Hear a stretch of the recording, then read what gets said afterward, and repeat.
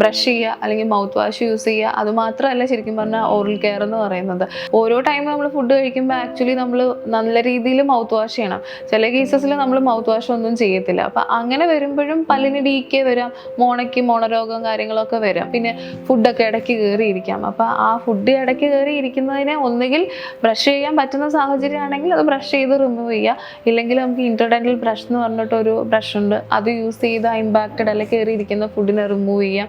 അതുപോലെ അതും പറ്റില്ലെങ്കിൽ ഫ്ലോസ് എന്ന് പറയും, അതൊരു ചെറിയ വൈറ്റ് കളർ ത്രെഡ് പോലത്തെ ഒരു മെറ്റീരിയലാണ്. അപ്പോൾ ആ ത്രെഡ് നമ്മൾ എവിടെയാണോ ഫുഡ് കയറിയിരിക്കുന്നത് ആ പല്ലിന് ഇടയ്ക്ക് കയറ്റിയിട്ട് ജസ്റ്റ് താഴേക്ക് ഒന്ന് ചെറിയൊരു പ്രഷർ കൊടുത്ത് വലിച്ചാൽ മതി, ആ ഫുഡ് അവിടെ നിന്ന് മാറിപ്പൊക്കോളും. അപ്പോൾ അങ്ങനെ ചെയ്യുമ്പോൾ ഒന്ന് ബാഡ് ബ്രീത്ത് മാറും, പെട്ടെന്ന് സ്റ്റെയിൻസ് ഒന്നും വരാതെ ഇരിക്കും. അപ്പോൾ അങ്ങനെ വരുമ്പോൾ ഡിസ്കളറേഷൻസ് ഒക്കെ ഒരു പരിധി വരെ നമുക്ക് കൺട്രോൾ ചെയ്യാൻ പറ്റും. അപ്പം ബ്രഷിങ് മാത്രമല്ല ഒരു ഓറൽ കെയർ എന്ന് പറയുന്നത്. നമ്മളിപ്പം ബ്രഷ് ചെയ്യുന്നതാണെങ്കിലും മൗത്ത് വാഷ് യൂസ് ചെയ്യുന്നതാണെങ്കിലും അല്ലെങ്കിൽ ഒരു 6 months കൂടി ഇരിക്കുമ്പം ഒരു ക്ലിനിക്കിൽ പോയിട്ട് പ്രോപ്പറായിട്ടുള്ള ഒരു ക്ലീനിങ് ചെയ്യുന്നതും എല്ലാം കൂടെ ഉൾപ്പെടുന്നതാണ് ഒരു പ്രോപ്പർ ഒരു ഓറൽ കെയർ എന്ന് പറയുന്നത്.